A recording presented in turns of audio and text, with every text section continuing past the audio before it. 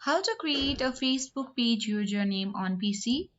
Open a preferred browser on your PC and on the web address bar type in facebook.com. Then the official page of your Facebook account will appear.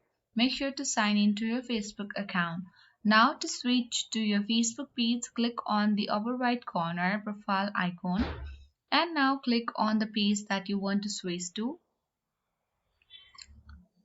You have to wait for a while.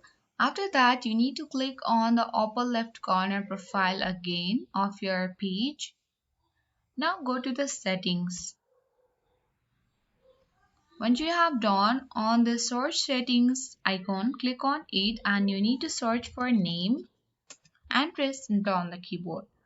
Here you need to select the first option, that is the name, and now click on the view option on the name. So you'll be taken to this page where you need to click on the username edit icon at the right side of the screen.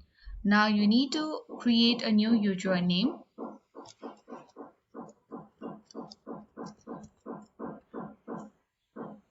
Now you need to click on Save Changes button.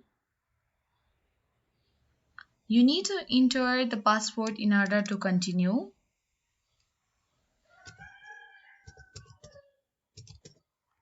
Now click on the Submit button.